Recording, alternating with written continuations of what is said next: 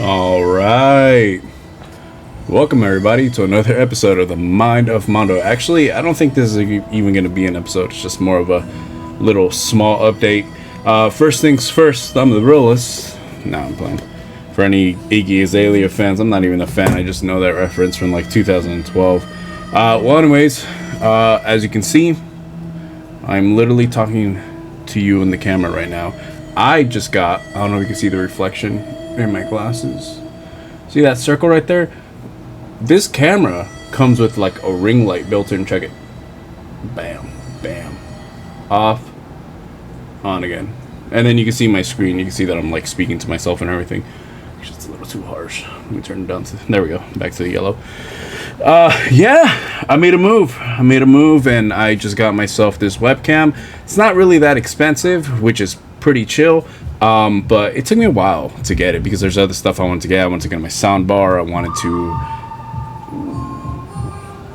Classic. It's the reason why I'm listening to this. Like I said, it's going to be a very short one. Well, anyways, back to the camera. When I first started this podcast, I remember I was just like, should I do like, camera face-to-face and everything like that? But, I didn't know what I really wanted. I didn't know what was going to work for me, what wasn't, or anything. But as I kept doing my podcast and everything, I just kept progressing more and more. As you guys saw, the first major move I made was with new cables and then a flat-out new microphone, a podcast arm. Then, I switched to a new laptop and then started editing more stuff in there and started, putting videos in the beginning before every episode starts. And then I bought a PC to edit on that. Then... the other episode you saw that I put down pictures of my new setup and everything, and now latest feature is this camera and I'm stoked and everything. Let me turn that down a little bit. It's a good song, but one more. There we go. And yeah, why was it delayed so much? Like I said, other stuff were on my mind, but when I decided to initially do an audio podcast first, the whole idea behind it was so people don't have to look at their phones to really enjoy what I'm talking about that day. But as I kept progressing and like I said, I kept adding more videos, I realized that there's certain points where I do put down videos where sometimes you need to look at what's happening and everything like that. One episode I made about the woman taking a hostage at Walmart and a man taking a guard hostage at a construction site, which they both ended up, being killed by the cops and everything, but only one of those occasions were racist. I noticed that in the video where it was the dude, there was multiple clips that I put down that did not have sound, but if you wanted to know what was happening, you had to look at your phone.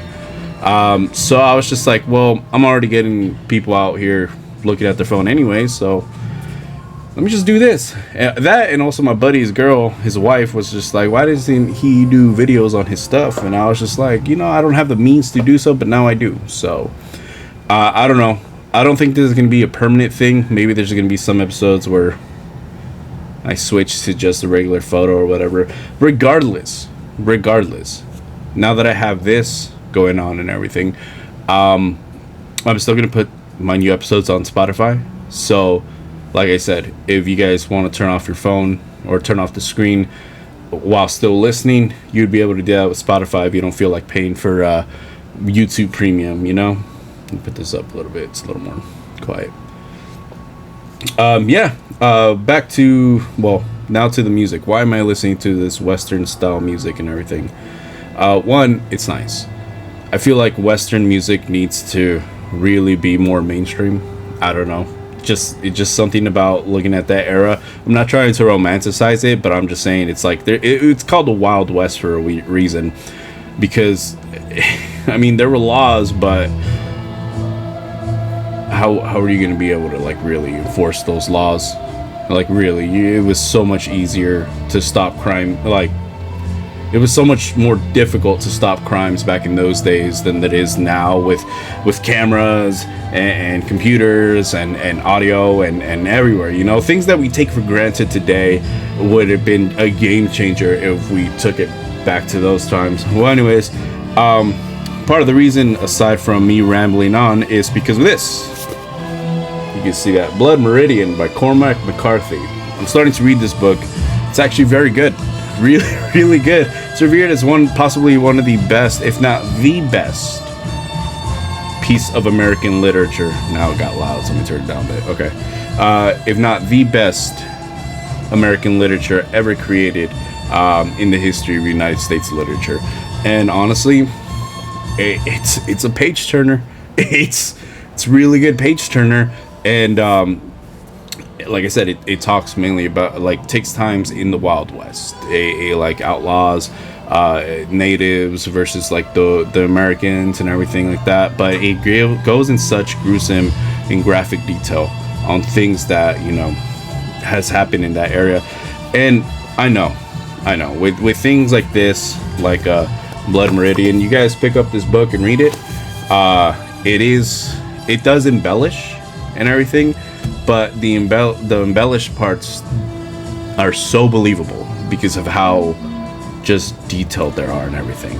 So other than that, second book I picked up, I ended up oh wait, yeah, sorry, I'm just looking at the message my lady just sent me. So the second book I picked up, I'll get back to Blood Meridian in a bit, but second book I picked up, funny story about this book.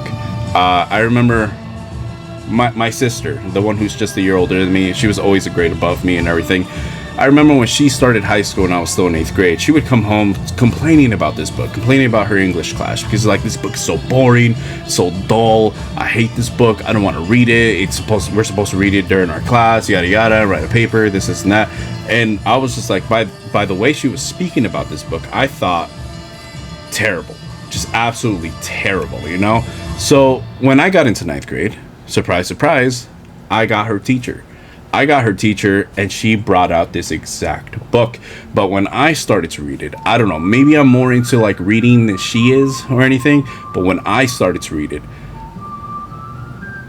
oh my god, like I was hooked. I kind of wish that it was a lot lengthier and everything, but you know, I don't know, it's fine. It's perfect amount is what it is.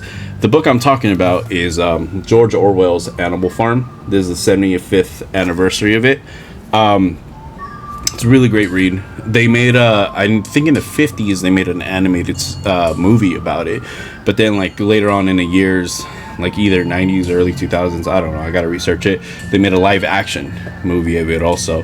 And I think the live action, because the book does not end like, you know, most fairy tale books is, but the movie, they gave it a happy ending, you know. I won't spoil too much. I just gotta tell you, if you're into the way the world works, the way like symbolism and comparisons and everything like that in a more like entertaining way, Animal Farm by George Orwell, please pick it up, go to the library, whatever. It was very cheap.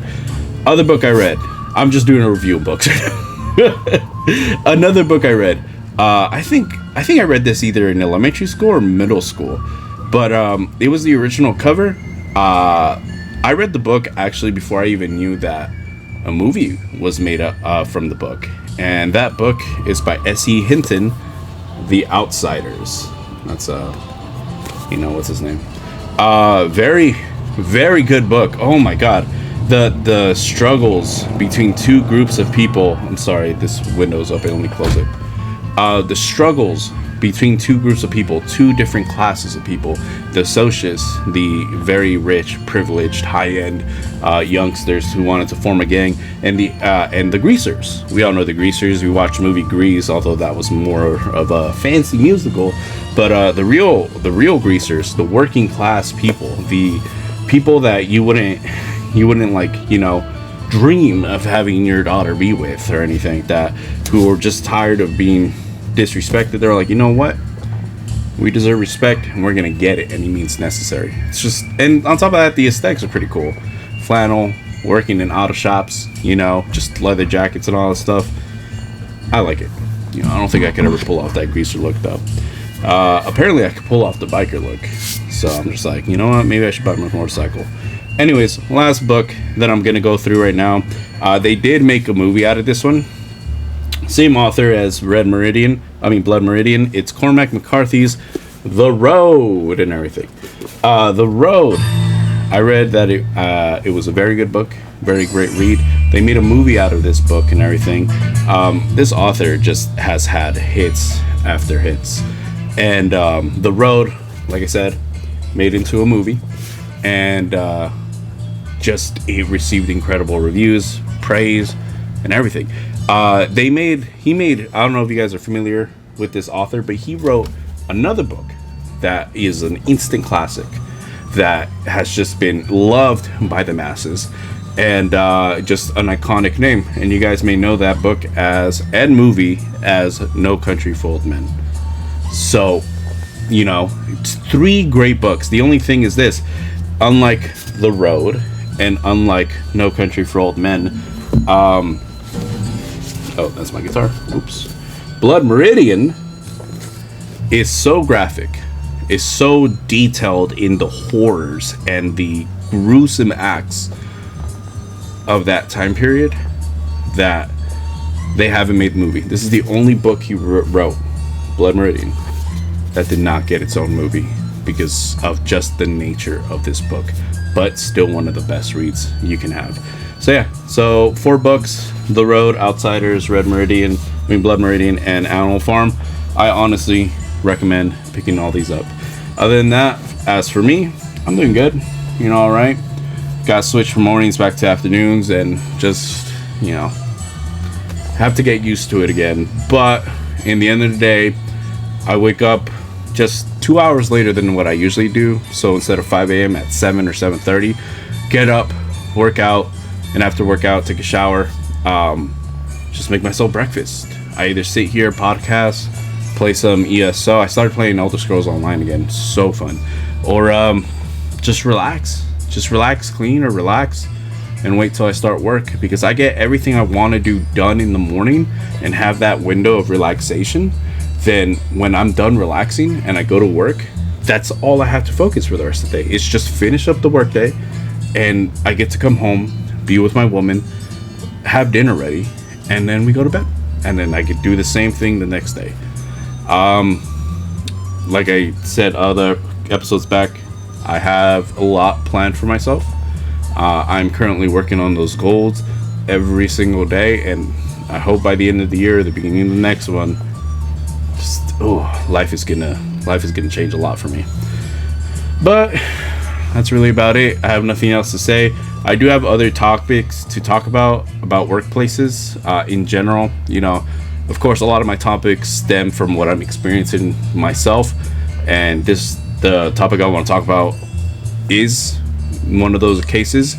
But it's something that once I really started paying attention to it, once I really started to doing my own research and seeing as to why things are going the way I think they're going, I started realizing that more and more people have been talking about this, and I'm just like, yeah, let me just talk about it to others. What are they?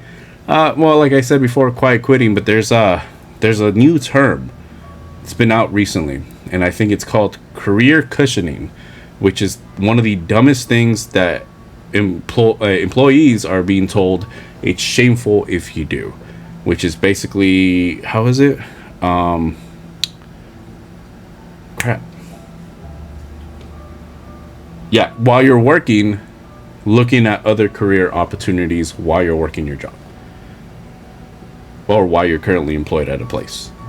It's just like, why is that bad? It's just you're doing your job.